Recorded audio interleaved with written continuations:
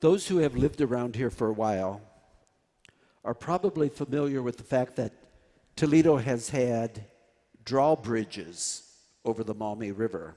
In fact, there's still a couple of drawbridges. And, of course, we all know that when the bridge opens, and it goes really quite high, you just have to wait. I remember driving into Toledo with a carload of people, including some kids. And I was the driver coming in from the east, came right up to the bridge, and just as I reached it, it started to open. And a voice from the back seat from one of the kids said, "Father, gun it." I stopped. And then the same kid said, "Father, you're cool. You could have done it." I think that's the last time a kid thought that I was cool. You know, we see things in movies, and I don't want to burst your bubble, but not everything that you see in movies really happens, or it can happen.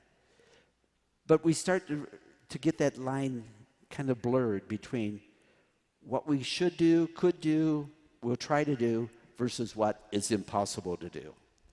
As we get older, as we mature, we discover some things go against the law of physics. And no matter how fast you try to drive, it's a good chance you're not going to make it in a little Ford. We find out some things are impossible, and we accept that. Unfortunately, also as we get older, sometimes we impose upon ourselves that certain things are impossible. Maybe things that we should not accept as impossibilities. Today, I want to challenge everybody to stretch their understanding of what is possible. There are things we can do that maybe we don't realize we can do. And maybe we can't do them on our own. But we can learn to walk on water. I love this passage. Of course, there's very little in Scripture that I don't love, but I love this passage. And it comes right after the passage last week where Jesus feeds the big crowd. But did you notice last week the emphasis wasn't just on Jesus feeding the crowd, but on Jesus saying to the disciples, "You feed them." In the gospel, Jesus is always inviting the disciples to participate in his ministry, to do what he does. And he not only invites them, but he enables them to do it. So we have the same thing today. Jesus is walking on the water, a good sign of divinity if there ever was one. We even use that phrase, "What do you expect me to walk on water?" Like to be superhuman. So Jesus is walking on the water. Peter has this incredible insight. Oh, this is my Lord. If he can walk on the water, I guess I could too. So if it's you, tell me to come to you. I don't know what got into his heart. It's almost like the kid saying, "Go for it. Gun it, Father. You can make it." But Jesus says, "Come to me. Come." It's that invitation. Jesus is saying, do not stay in the boat. Do not think you have to be safe. Take a risk. Step out. And of course, the best and the worst happen for Peter. He does manage to do it, and then he suddenly realizes, what am I doing? I'm walking on water, and it's not even frozen. And he realizes this is not possible, and he gives up.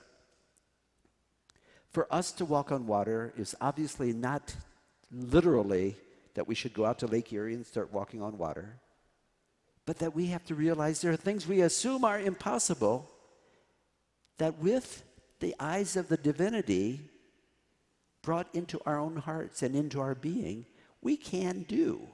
For example, over the years, I've had people say to me, "I will never be able to forgive that person.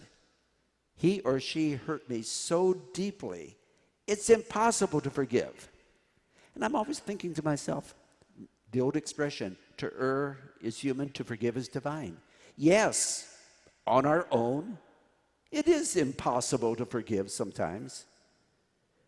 But it's not impossible if we let God open that possibility within us and say, yes, with the help of God, I will forgive.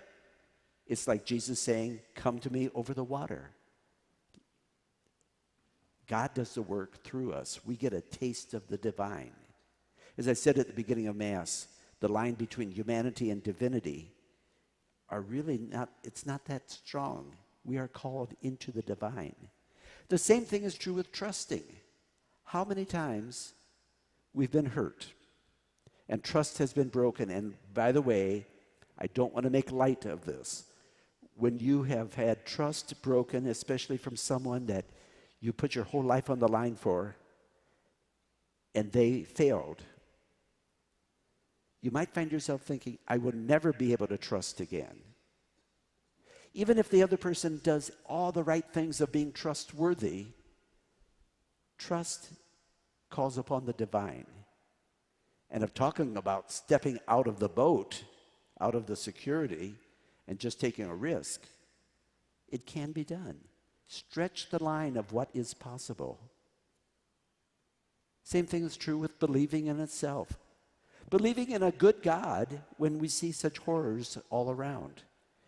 There's the famous saying that came out after World War II, how can people still believe in God after Auschwitz?